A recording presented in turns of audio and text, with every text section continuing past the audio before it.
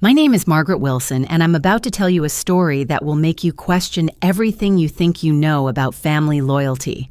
On Thanksgiving Day, my millionaire son asked me about a lake house he supposedly gave me. The problem? I never received any house. But when my daughter-in-law's mask finally slipped, I discovered a betrayal so deep it would change everything. I'm 62 years old, and I've been living alone in my modest two-bedroom house on Maple Street for the past 8 years, ever since my husband Robert passed away from a heart attack. The house isn't much to look at. White vinyl siding that could use a fresh coat, a small front porch where I keep my seasonal decorations, and a backyard just big enough for my vegetable garden. But it's mine, paid off with the life insurance money, and it's where I've built a quiet, peaceful life. My daily routine is simple and predictable, which is exactly how I like it. I wake up at 6:30 every morning, make my coffee in the same ceramic mug Robert gave me for our 20th anniversary, and sit at my kitchen table reading the local newspaper. 3 days a week, I work part-time at the Riverside Public Library, helping patrons find books and organizing the children's reading programs. It doesn't pay much, just enough to cover my utilities and groceries, but it keeps me busy and connected to my community. The house feels empty, most days, I'll admit. The silence that once bothered me has become a companion. I've learned to appreciate the sound of my own footsteps on the hardwood floors, the gentle hum of the refrigerator, and the way sunlight streams through my kitchen window in the late afternoon. I keep myself occupied with my garden, where I grow tomatoes, peppers, and herbs that I jar for the winter months. My neighbors, the Hendersons, often joke that my tomatoes are the best on the block. But the thing I'm most proud of in this world is my son, Michael. When I look at him now, this successful, wealthy man in his expensive suits, I can hardly believe he's the same little boy who used to sit at this very kitchen table, doing homework while I made dinner. Michael grew up in this house, sleeping in the bedroom that's now my craft room, playing in the backyard where my garden now grows. Back then, we didn't have much money. Robert worked construction, and I cleaned houses to make ends meet. But Michael was brilliant, always reading, always asking questions that made me think. He earned a full scholarship to Stanford, graduated summa cum laude with a degree in computer science, and by 35, he's built a tech company worth over $50 million. The transformation still amazes me. The boy who used to wear hand-me-down clothes and eat peanut butter sandwiches for lunch is now a CEO with employees, investors, and more money than I ever dreamed possible. He drives a Tesla, lives in a mansion in the hills, and travels to places I've only seen in magazines. For years, even after his success, Michael would visit regularly. Every Sunday after church, he'd stop by for lunch. We'd sit in my living room, and he'd tell me about his work, his travels, his dreams for the future. He'd always bring me something: flowers, a book he thought I'd enjoy, or groceries he insisted on buying. "Mom," he'd say, "you raised me to take care of family." Those were some of the happiest moments of my life, just the two of us talking like we used to when he was young. Then 2 years ago, everything changed. Michael met Stephanie Martinez at some tech conference in Los Angeles. She's 28, 15 years younger than him, with long, dark hair, perfect makeup, and a smile that looks like it came straight out of a magazine. She works as a social media influencer and part-time model, constantly posting photos of herself in exotic locations, wearing designer clothes, and promoting products I've never heard of. I'll never forget the day Michael brought her home to meet me. She walked into my modest living room in heels that probably cost more than my monthly grocery budget, her eyes scanning everything like she was appraising items at an estate sale. When I offered her coffee in my everyday mugs, she politely declined, saying she only drank organic matcha. I didn't even know what matcha was at the time. During that first visit, Stephanie was polite but distant.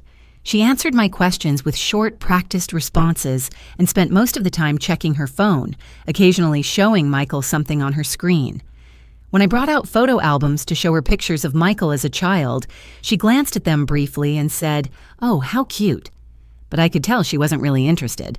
She kept checking her watch, and after exactly 1 hour, she suggested they needed to leave for dinner reservations. After they got married in an elaborate ceremony in Napa Valley that cost more than I made in 3 years, the changes in Michael became impossible to ignore. Our Sunday lunches became monthly visits, then every few months, then special occasions only.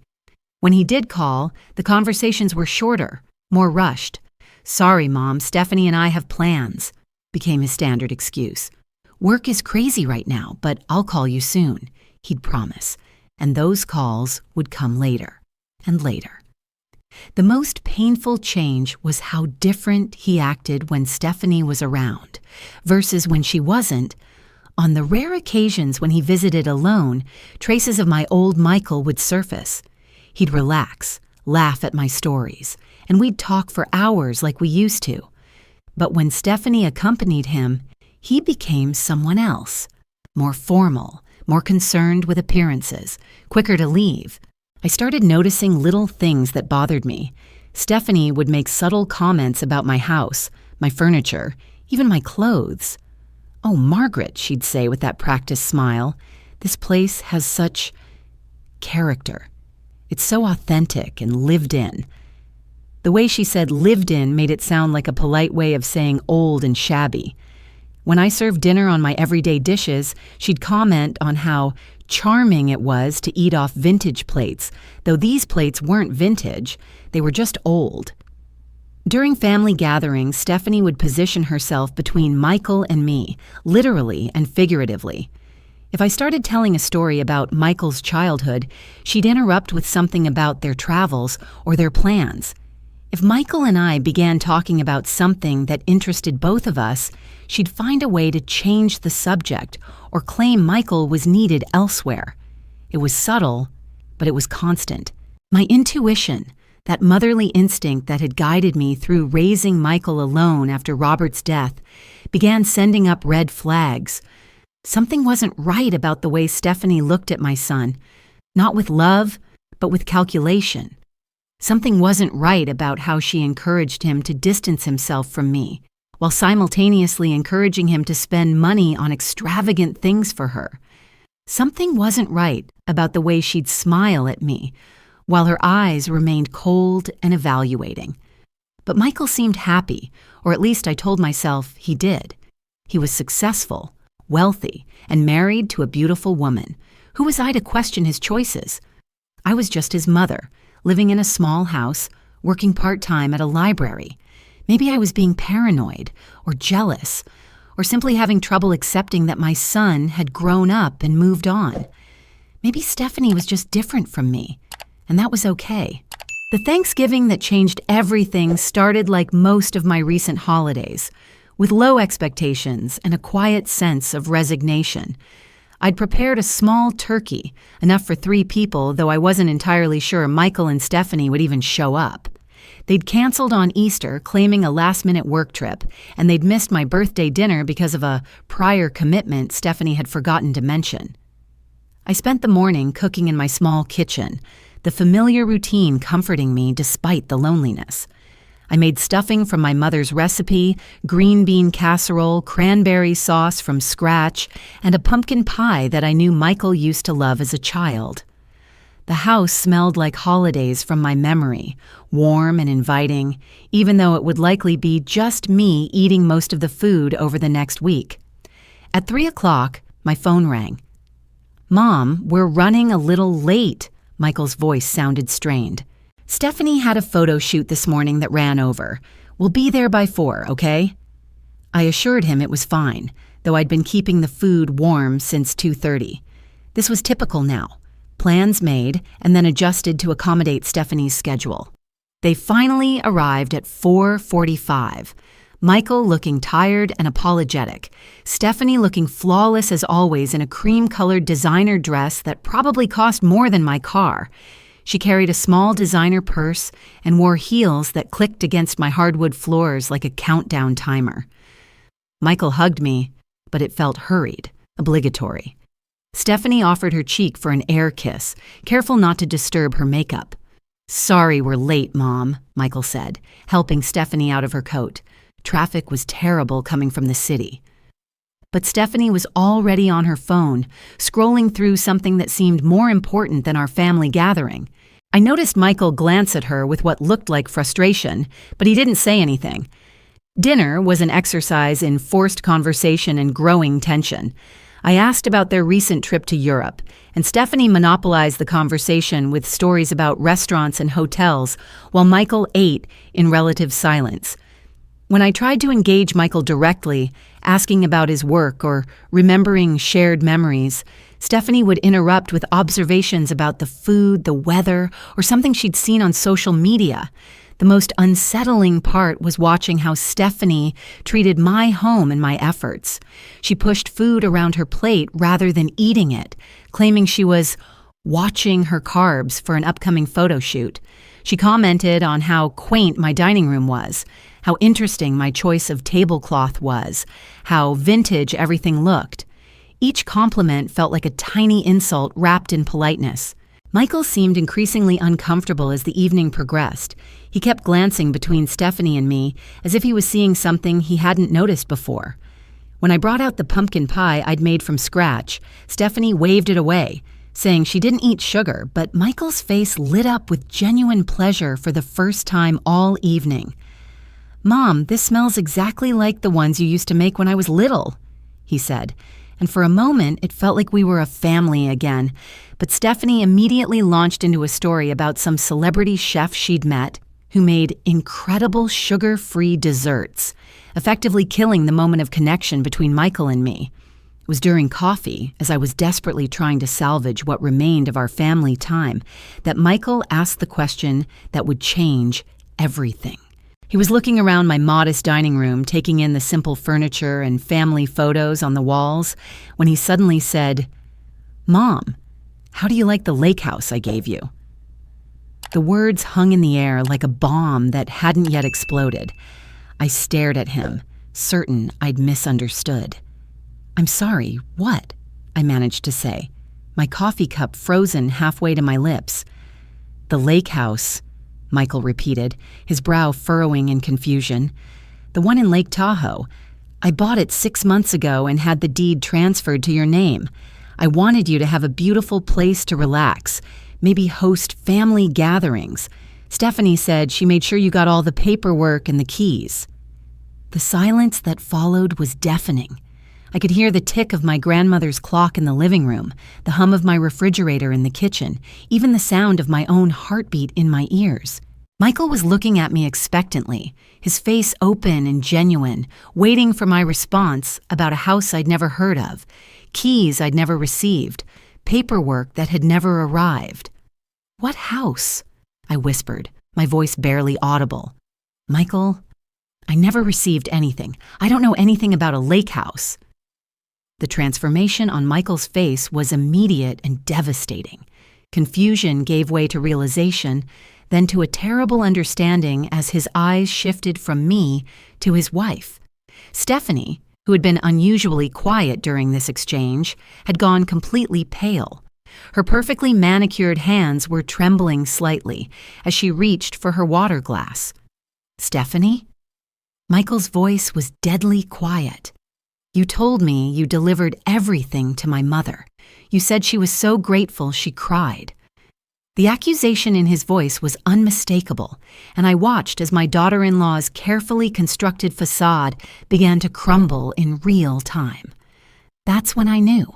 That's when I realized that the intuition I'd been ignoring, the red flags I'd been dismissing, the uncomfortable feeling I'd been pushing down for 2 years, all of it had been absolutely correct. My son had been generous and loving, trying to give me something beautiful, and somehow Stephanie had intercepted that gift. But why? And what had she done with a lake house worth God knows how much money? The rest of the evening dissolved into awkward excuses and hasty departures. Stephanie claimed she had a headache and needed to leave immediately. Michael promised to look into everything and get back to me soon, but I could see the anger building in his eyes as the pieces began falling into place. They left my house in a cloud of tension and unspoken accusations, leaving me alone with my half-eaten Thanksgiving dinner and a mystery that would consume my thoughts for days to come. As I cleaned up the dishes in my quiet kitchen, my hands shaking slightly from the shock of what had just occurred, I began to understand that this was bigger than a misdelivered deed or lost paperwork. This was about deception, manipulation, and a betrayal that cut to the very heart of my family. My son had tried to give me something precious, and someone had stolen it from both of us. The next morning, I woke up with a determination I hadn't felt in years. I wasn't going to let this go. I wasn't going to accept vague promises and looking into it. For the first time since Stephanie had entered our lives, I was going to fight back. I was going to find out exactly what had happened to the house my son thought he'd given me, and I was going to discover what my daughter-in-law had really been doing behind our backs. I started with the most obvious step, calling Michael directly. But when I dialed his number the next morning, it went straight to voicemail. I left a message asking him to call me back as soon as possible, that we needed to discuss the house situation immediately. Hours passed without a response. I called again in the afternoon, and again that evening. Each call went to voicemail. Each message went unanswered. By the third day, I was starting to panic. This wasn't like Michael, even the new, distant version of him. He always returned my calls, even if it took a day or two. The silence was deafening and deeply troubling. Was he avoiding me because he was embarrassed about the mistake? Was Stephanie preventing him from calling me back? Or was there something even more serious happening that I didn't understand? Desperate for answers, I decided to take matters into my own hands. I called my neighbor, Mrs. Henderson, whose daughter worked in real estate. Through her, I got the name of a reputable real estate agent who agreed to help me research property records. Within 2 hours, I had information that made my blood run cold. There was indeed a lake house, a beautiful, expensive lake house in Lake Tahoe worth $2.5 million. The property had been purchased 6 months ago, exactly as Michael had said. And yes, the deed was in my name. Margaret Wilson was listed as the legal owner of 1247 Lakeshore Drive, South Lake Tahoe, California. But here's what made my hands shake as I read the documents. I had never seen this house, never received any keys, never signed any papers, and never been told I owned it. According to the records, the house existed. It was legally mine, but I had been completely cut out of the equation. Someone had intercepted my ownership, and I was beginning to understand exactly who that someone was. The real estate agent helped me dig deeper into the property records, and what we found made the betrayal even more shocking. The house wasn't just sitting empty. According to utility records, it was being actively used. The electricity was on, the water was running, and there were even records of landscaping services and housekeeping services being paid for monthly. Someone was not only living in my house, they were maintaining it as if it were their own. Armed with this information, I knew I needed professional help. I contacted a lawyer, explaining the situation as clearly as I could. Within a week, I had an appointment with Patricia Chen, an attorney who specialized in property law and family disputes. When I laid out all the documents and explained what had happened, her expression grew increasingly serious. "Mrs. Wilson," she said, leaning back in her chair, "what you're describing isn't just a misunderstanding or miscommunication. If someone has been using property that legally belongs to you without your knowledge or consent, and if they've been benefiting from that property, we're potentially looking at fraud, identity theft, and theft of services." The words hit me like a physical blow. Fraud, identity theft. These weren't just family disagreements or personality conflicts. These were crimes. And they were being committed against me by someone I had welcomed into my family, someone I had tried to love like a daughter. But the investigation was just beginning, and what we would discover over the next few weeks would reveal a web of deception so complex and calculating that it would forever change how I viewed not just Stephanie, but my own ability to trust my instincts about people. The lake house was just the beginning. The real betrayal, I was about to learn, ran much deeper than I could have ever imagined. What my lawyer and I discovered over the next 2 weeks made my stomach turn and my hands shake with rage. The lake house wasn't just being used, it was being turned into a profit machine, and every dollar was going straight into Stephanie's personal bank account. Patricia Chen had hired a private investigator to monitor the property, and the photos he brought back told a story that was more calculated and cruel than I could have imagined. My beautiful lake house, the generous gift my son had intended for me, had been transformed into an exclusive wedding and event venue. Stephanie had been renting it out to wealthy couples for wedding photography, engagement parties, and romantic getaways, charging premium rates for what she advertised as her private lakefront estate. The investigator showed me printouts from a high-end event planning website where Stephanie listed the property under the business name Lakeshore Luxury Retreats. The photos were stunning. My house looked like something from a magazine with professional landscaping, elegant furniture, and breathtaking views of Lake Tahoe. But what made my blood boil was the description: Stephanie's exclusive lakefront mansion, perfect for intimate celebrations and luxury retreats, starting at $5,000 per weekend. $5,000 per weekend. And according to the booking calendar the investigator had accessed, the house was booked solid almost every weekend from April through October. That meant Stephanie was making at least $120,000 per year from my property. Money that should have been helping me enjoy my retirement or contributing to my modest savings account. But the financial theft was just the beginning. As we dug deeper, we found evidence that made the betrayal even more personal and devastating. The investigator had managed to obtain copies of text messages and emails from Stephanie's business communications, and reading them broke my heart in ways I didn't know were possible. In one email to a potential client, Stephanie wrote, "Don't worry about the old woman who technically owns the house. She's just a placeholder for tax purposes.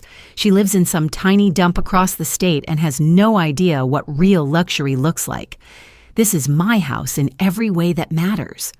Another message, this one to her wedding planning partner, was even more cruel. Michael's pathetic mother would probably faint if she saw how much money this place makes. She's the type who thinks Olive Garden is fine dining. Thank God she's too stupid and trusting to ever figure out what we're doing. The investigator had also uncovered social media posts that Stephanie had made to her private Instagram account. Photos of her hosting parties at my lake house with captions like, "Another amazing weekend at my Tahoe retreat," and "Nothing beats owning your own piece of paradise." She had been telling everyone, her friends, her business associates, even strangers on the internet, that my house was hers. Perhaps most devastating of all was a recorded phone conversation the investigator had obtained, where Stephanie was talking to someone about her long-term plans. "Michael is so easy to manipulate," she said, laughing. "He thinks he's being the perfect son by buying his mommy a house, but he's really just building my retirement fund.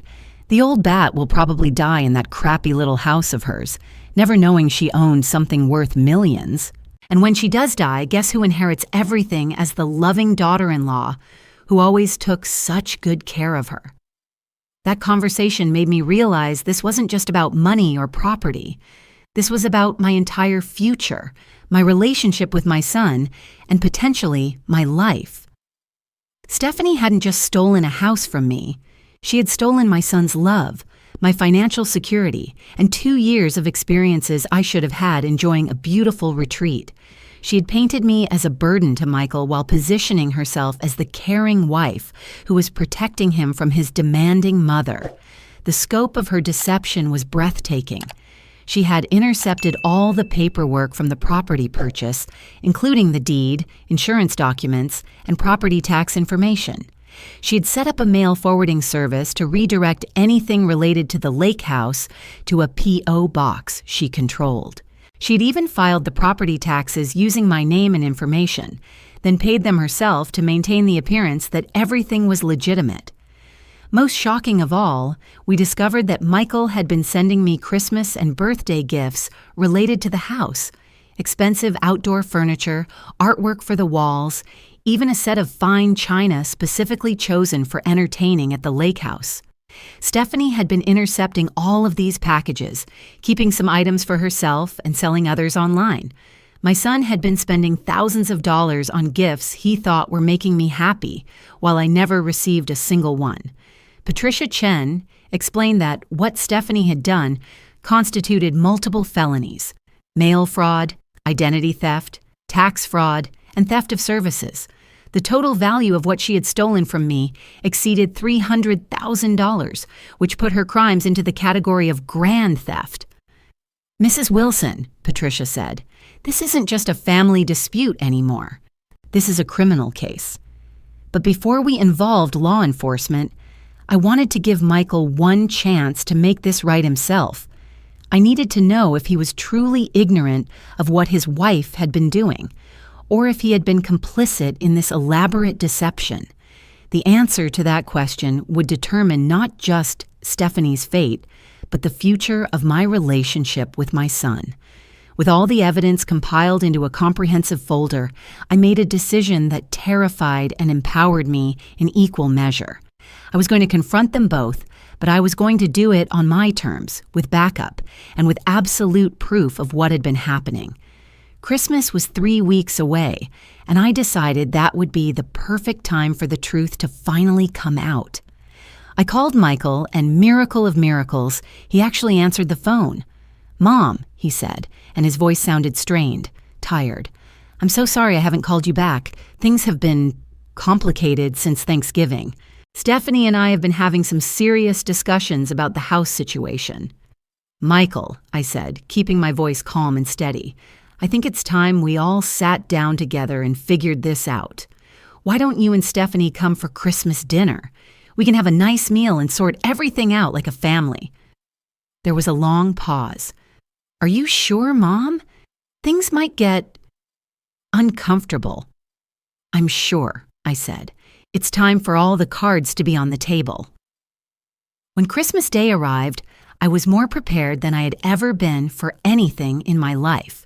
Patricia Chen was on standby, the private investigator was parked across the street with camera equipment, and I had every piece of evidence organized in chronological order. I had also done something I'd never done before. I had recorded a detailed video statement explaining everything I had discovered, just in case something happened to me before the truth could come out. I prepared a Christmas dinner that was worthy of the occasion: prime rib, roasted vegetables, homemade rolls, and all of Michael's childhood favorites. But this time, I set the table with my best china, lit candles, and created an atmosphere that said this was a special, important meal. Because it was. This was either going to be the dinner that saved my relationship with my son, or the last dinner we would ever share as a family. Michael and Stephanie arrived exactly on time, and I could immediately sense the tension between them. Michael looked like he hadn't been sleeping well. There were dark circles under his eyes, and his usual confident demeanor was replaced by something that looked almost like fear. Stephanie, on the other hand, looked perfect as always, but there was something different about her smile. It seemed more forced, more brittle, as if she was working harder to maintain her facade. "Mom, the house looks beautiful," Michael said, hugging me with more warmth than he'd shown in months. "And dinner smells incredible. Thank you for doing all this." Stephanie offered her usual air kiss, but I noticed her eyes scanning my dining room with a different expression than usual. Instead of her typical condescending assessment, she looked almost nervous. "Everything looks lovely, Margaret," she said, but her voice lacked its usual confidence. We made small talk through the appetizer and the main course, but I could feel the weight of unspoken words hanging over the table. Michael kept glancing at Stephanie with an expression I couldn't quite read, while Stephanie seemed to be working overtime to keep the conversation light and superficial. She told stories about her latest photo shoots and upcoming projects, but there was a manic quality to her chatter that I'd never noticed before. Finally, as I was serving dessert, I decided it was time. Before we have coffee, I said, setting down my grandmother's good serving pieces, I think we need to discuss the elephant in the room. Michael, you mentioned giving me a lake house. I think it's time we got to the bottom of what really happened. Michael's face immediately became serious.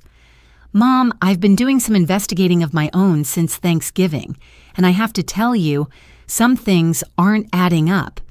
Stephanie says there was a miscommunication with the delivery company, that the papers got lost in the mail, but there was no miscommunication, I interrupted, my voice steady and clear, and nothing got lost in the mail. I stood up and walked to my china cabinet where I had hidden the folder containing all the evidence. There was deliberate deception, and it's time both of you knew the truth.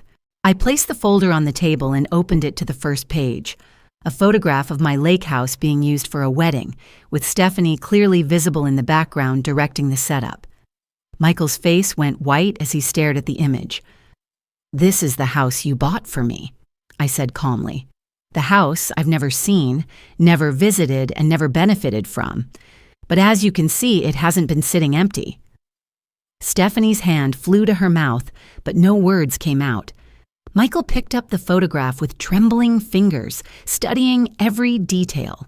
Stephanie, he whispered, what is this? I continued laying out evidence methodically, like a prosecutor presenting a case. Email printouts showing Stephanie advertising my house as her own property, bank records showing the deposits from rental fees going into her personal account, photos of her social media posts claiming ownership of the property, copies of the intercepted mail, including the deed and insurance papers that should have come to me. With each piece of evidence, Stephanie seemed to shrink smaller and smaller in her chair. The confident, manipulative woman I'd watched control my son for 2 years was disappearing before my eyes, replaced by someone who looked desperate and cornered. Oh my God, Michael said, his voice breaking as he reached the bank statements showing over $180,000 in rental income. Stephanie, please tell me there's an explanation for this. Please tell me you weren't stealing from my mother. That's when Stephanie's mask didn't just slip. It shattered completely. The tears came first, big crocodile tears that she probably thought would earn her sympathy. Michael, you have to understand, she sobbed. I was trying to protect you. Your mother is so simple, so unsophisticated. I didn't think she would appreciate something so beautiful. I thought I was taking care of it for her. By renting it out and keeping all the money, Michael's voice was like ice. By lying to both of us for 6 months? By making me think my mother was ungrateful when she never even knew the house existed? Stephanie's strategy shifted immediately. The tears stopped, and suddenly she was angry, defensive.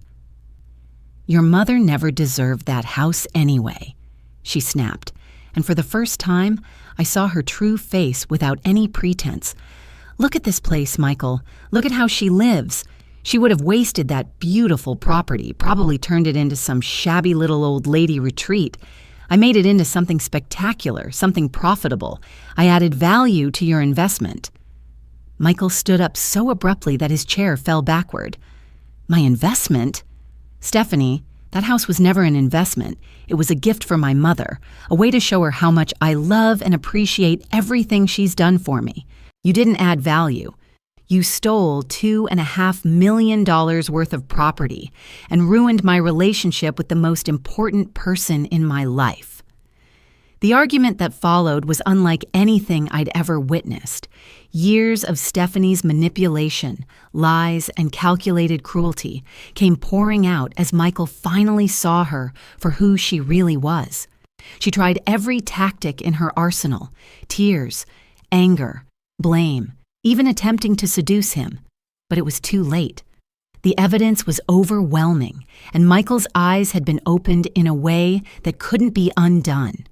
I want you out of my house, Michael finally said, his voice deadly quiet. I want you out tonight. We're done, Stephanie. We're getting divorced, and you're going to return every penny you stole from my mother, or I'm pressing criminal charges. Stephanie's final card was to threaten me directly. You'll regret this, Margaret, she hissed as she gathered her purse. You have no idea who you're messing with. I have connections, resources. I can make your pathetic little life very uncomfortable. But I wasn't the same woman who had been intimidated by her subtle put-downs and manipulations. Stephanie, I said calmly, I have a folder full of evidence that proves you committed multiple felonies. I have a lawyer on speed dial and a private investigator who has documented everything you've done. The only person who should be worried about their future is you.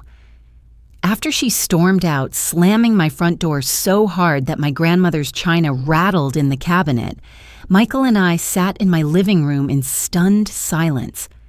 Finally, he turned to me with tears in his eyes and said the words I'd been waiting 2 years to hear. "Mom, I'm so sorry. I should have trusted you.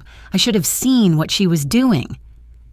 3 months later, my life looked completely different. Michael had filed for divorce immediately, and Stephanie was facing criminal charges for fraud, identity theft, and grand theft. The court had ordered her to repay all the money she'd stolen from the property, plus damages and legal fees. The total came to over $400,000, which pretty much wiped out her savings and forced her to sell her car and jewelry to make restitution. Michael insisted that I take full control of the lake house, but after visiting it once, I made a decision that surprised everyone, including myself. I sold it. The place was beautiful, but it had been tainted by Stephanie's deception, and I realized I didn't want the maintenance and responsibility of such an expensive property. Instead, I used the money to buy a lovely 2-bedroom condo in a 55-plus community with a pool, a fitness center, and organized activities. I kept enough money aside to travel, something I'd always wanted to do but never thought I could afford. I've since been to Italy, Ireland, and next month I'm going on a cruise to Alaska. Most importantly, Michael and I rebuilt our relationship stronger than it had ever been. He comes for dinner every Sunday again, and we talk for hours like we used to when he was young. He's dating someone new now, a kind, genuine woman named Sarah who works as a nurse and treats me like family. She's nothing like Stephanie, and that's exactly what we both needed. The experience taught me that trust should never be given blindly, even to family members. It taught me that my instincts were right all along, and I should have spoken up sooner about the red flags I was seeing. Most importantly, it taught me that I'm stronger than I ever knew, and that it's never too late to fight for what's right. To anyone out there who feels like they're being manipulated, gaslit, or taken advantage of by someone in their family, trust your instincts. Document everything. Get help from professionals, and never let anyone convince you that you don't deserve respect, honesty, and love. I spent 2 years thinking I was losing my son to someone who was supposedly making him happy. In reality, I was watching him be systematically isolated and manipulated by someone who saw our family as nothing more than a source of financial gain. The truth has a way of coming out eventually, but you don't have to wait for it to find you. Sometimes you have to go looking for it, armed with courage, determination, and good legal advice. In my case, that Thanksgiving dinner question about a lake house I'd never seen led to uncovering a web of deception that could have destroyed my family permanently. Today, Michael and I are closer than ever. We've learned to communicate more openly, to trust each other completely, and to never let anyone come between us again. The lake house is gone, but what we've built in its place, a relationship based on honesty, respect, and unconditional love, is worth more than any property could ever be. Stephanie's mask didn't just slip that Christmas day, it was completely destroyed, along with her ability to hurt our family ever again. And while I wouldn't wish the pain of that betrayal on anyone, I'm grateful it happened because it showed me that I'm capable of fighting for myself and the people I love, no matter how scared or overwhelmed I might feel. Sometimes the best gifts come wrapped in the worst experiences, and sometimes you have to lose something precious to discover something even more valuable. In my case, I thought I was fighting for a house, but what I really won back was my son.